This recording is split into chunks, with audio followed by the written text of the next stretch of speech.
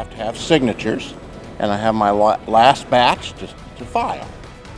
This week in Pennsylvania, ballots across the Commonwealth in this all-important 2024 election year are set now that the required signatures are in.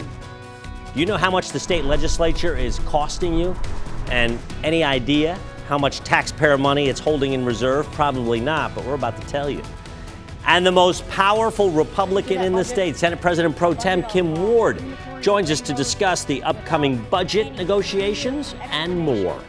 Hello and welcome to This Week in Pennsylvania. I'm Dennis Owens, as always, covering hot topics in PA policy and politics, as well as the issues that are important to you and your family. Well, the primary election is April 23rd, the general election, November 5th.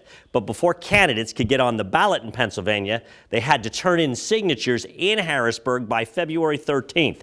And we caught up with all kinds of candidates at the Keystone Building in Harrisburg this week. Presidential candidates need 2,000 signatures, Congress and statewide offices 1,000, state Senate 500, state House 300. Interestingly, the Department of State doesn't really scrutinize those petitions, as they're called. The system leaves that to political opponents to challenge them. Our system is set up in an adversarial way so that other candidates or members of the public can challenge nomination petitions to make sure there are a sufficient number of signatures. My oldest son says to me that if I win, he'll give me both congratulations and condolences. Understood. Opponents have until Tuesday to challenge petitions. By the way, independent and third-party candidates are given until August 1st to get their signatures in. Well, until recently, Pennsylvania was one of only 2 states that did not provide funding for legal representation for clients who can't afford it. Governor Shapiro's proposed budget for next year would put $10 million on top of the $7.5 million in the current year's budget. The need is great, advocates say. A committee will determine how those dollars are pushed out, and it has bipartisan support. Pennsylvanians deserve better. The Constitution requires more. That better, that more, starts today, and it starts with the Indigent Defense Advisory Committee. And the committee held its first meeting this week to develop statewide standards and a funding system. Well, it was a sparsely attended, recent early morning hearing in the bowels of the Capitol that revealed how much the state legislature is costing you and how much of your money it's holding in reserve. It got little fanfare, but has a lot of your cash. Thank you very much. Governor Shapiro's budget address, but let's back up 4 hours. Having the hour of 8:30 a.m. having arrived, I call this meeting. House Democrat Pat Harkins, chair of the Legislative Audit Advisory Commission, oversees an accounting of what the legislature spent and what it has in the bank. Under the budgetary basis of accounting, An accountant spoke but never mentioned numbers, and in 12 minutes it was all over. Do we have a motion to accept this audit? We tried to ask Harkins specifics about the audit. We got a meeting. Another one. He rushed off. Commission member George Dunbar revealed the size of the surplus. 98 million? 298 million. Yeah. Is that good, bad, indifferent? That's a little excessive. The actual report was released hours later. It shows the General Assembly spent more than $400 million last year and is sitting on a reserve of nearly $300 million.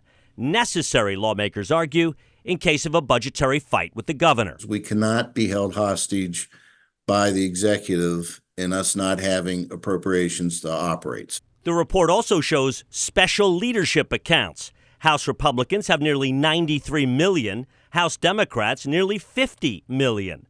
Probably too much, concedes Senate Republican leader Joe Pittman. We have more in reserve than we need to, and we need to figure out how to properly spend that down. Which is not a new thought. Back in 2009, the commission chairman said the surplus should not exceed a 3-month cushion. That chairman? Then lawmaker Josh Shapiro. Now, Governor Shapiro declined to comment for this story. It's like the fox, guarding the hen house. You can't have legislators conduct an audit of themselves. Government watchdogs like Eric Epstein also question the process. The hearing was at 8:30 in the morning, which almost never happens in this building. On the same day the governor was giving his budget address, the press understandably focused on that. I was the only reporter inside that conference room. I don't believe that it was handled in the best way it could have been. And quite frankly, Dennis, the reason why I'm here willing to answer questions about this is because I think we have to be open about what's been put in front of the public. The public can see that lawmakers are sitting on a mountain of taxpayer cash, but mostly chooses not to look and seemingly doesn't care. But perhaps it should. Money should be used to help and benefit the citizens of Pennsylvania. It's a real basic premise. It's not their money. Critics also argue that courts have ruled that government workers must be paid impasse or not, so the need for a big legislative surplus not as great as it once was.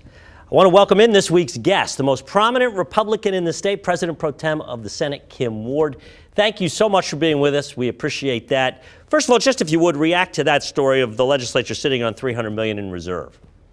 That's a lot in reserves, and we do need to have 3 months worth because, as Senator Pittman said, we can't be held hostage to a governor. But that is too much, and we need to look at it. I also agree with Mr. Epstein that us, the legislature, auditing ourselves. I think that's something we ought to look at maybe changing. Well, the last I checked, you're a leader. I think you can make these things happen. Yep. And this is not something that's really been on our top of our radar, but it is now. And I think we could start with maybe, the governor just requested $2.5 million additional dollars for his office. So maybe we can take $2.5 million out of that and send it over. Speaking of a lot, $48.3 billion budget proposal from Governor Shapiro last week, 90-minute address.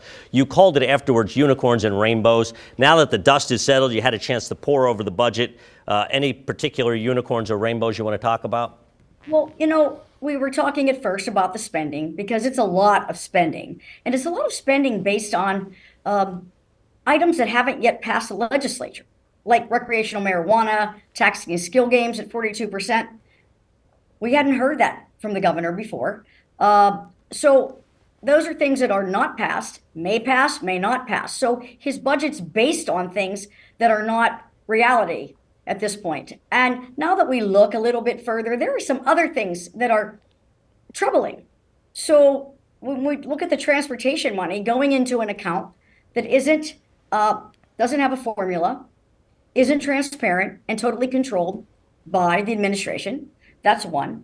The higher education funding going into an account into the Department of Education. Again, that money being controlled by the administration, and that should be controlled, and the legislature should have input into these things. We are the representation closest to the people, and we shouldn't be. Not only don't we want to be, we should not be left out of the formulas of how this money is dispersed.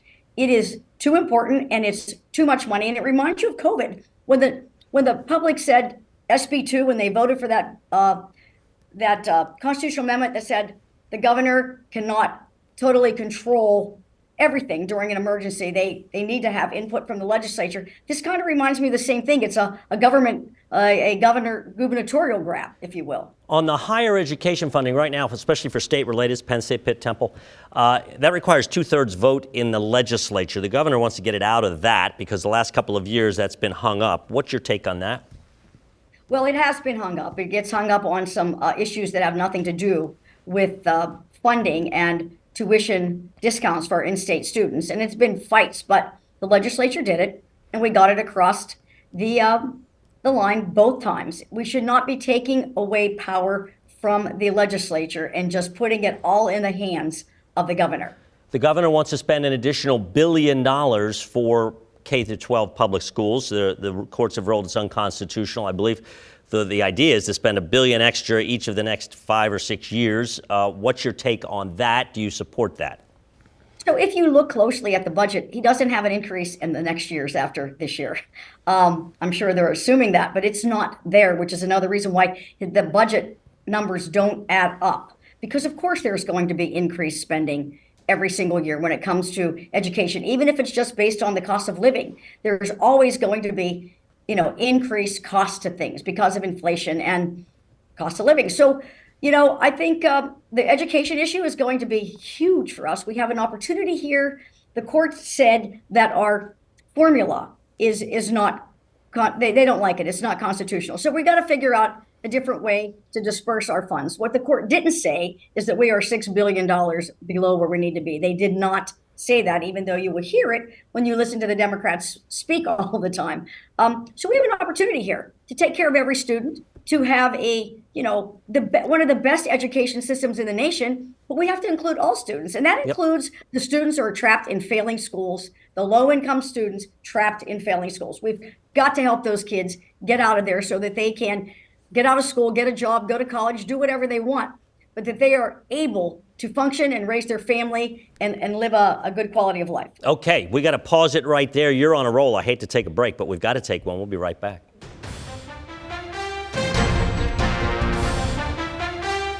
We need to finally do right by the survivors of sexual abuse. It shouldn't need to be part of some political deal with some strings attached.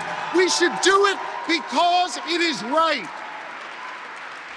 It is right, and it is time. And welcome back to This Week in Pennsylvania. We are joined by the top Republican in the state, Senate President Pro Tem Kim Ward. Thanks for being with us.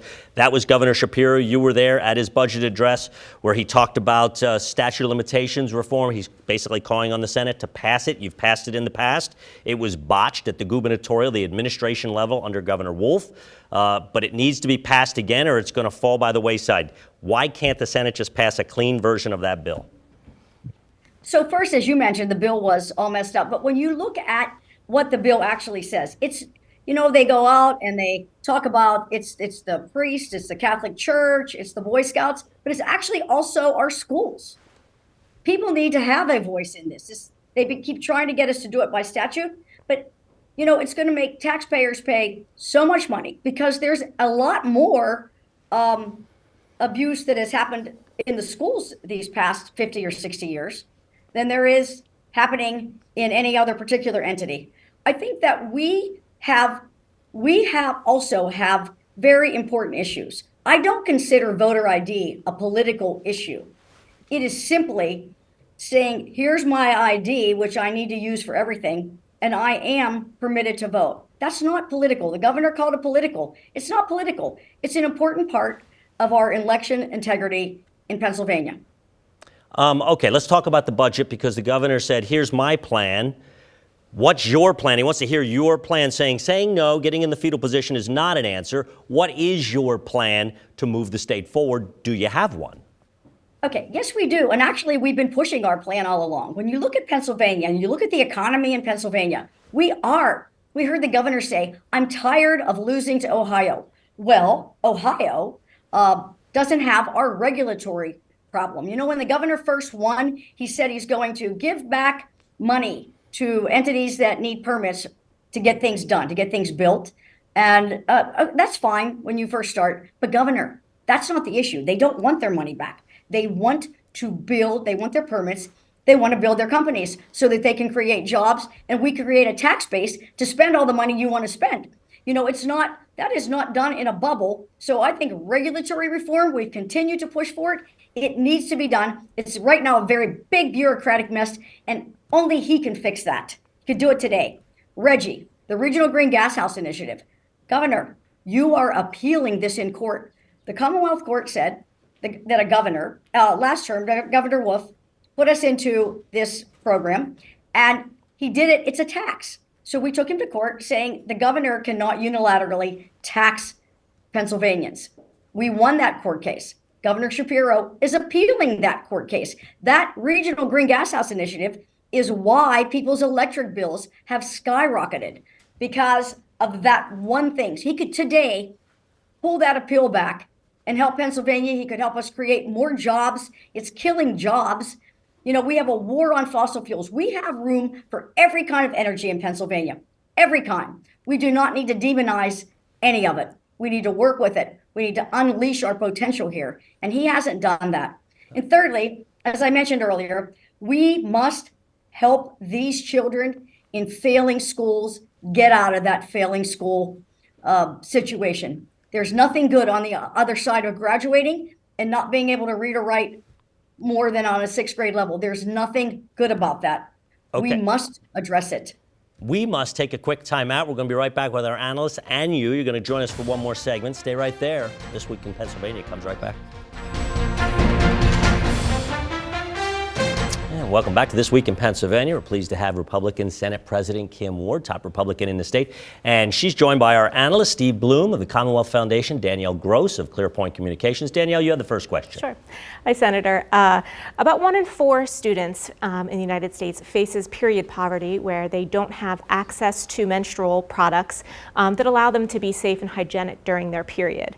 They miss school, they miss extracurricular activities, they miss out on sports. Governor Shapiro's budget included about $3 million to provide period products to schools in Pennsylvania. This has been celebrated by the Pennsylvania school nurses and practitioners and other people who work on the front lines in our schools with our students. Do you think it's a great look to criticize this plan to make sure that girls can stay in school, particularly when it's only $3 million in the legislature, as we discussed earlier, sitting on a $300 million surplus? So I didn't criticize it, number one. I said his budget covered everything from one thing clear to there. But I will tell you this, Danielle. No, I think if there's a need, we'll do it. But I have never, ever had a school come to me and say that that was a need. If it's a need, we should certainly address it. And as to your point, it's very inexpensive to do. Stephen Bloom.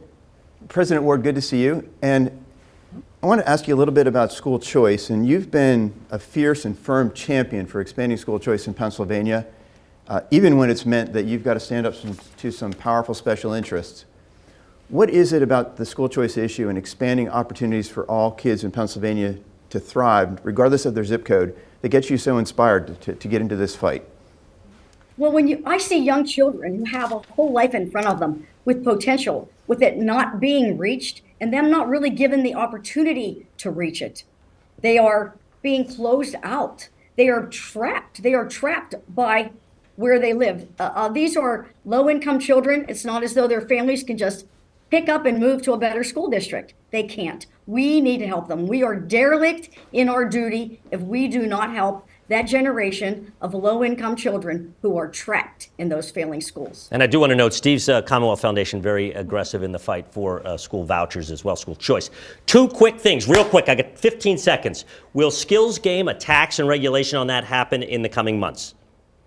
Would love to see them regulated and taxed because it's out of control in this state. There are players that are not good players that could never get through a background check that are operating presently in our Commonwealth. And there is nothing that we can do about it until we regulate and tax it. And really quick, yes or no, recreational marijuana, yes or no? I think that's a very complicated issue that won't be done in a very short term. It'll take longer than a few months. You've been great today. I appreciate you being with us. Senate President Pro Tem Kim Ward, thank you so much. You have a great weekend. Don't go anywhere. More This Week in Pennsylvania right after the break.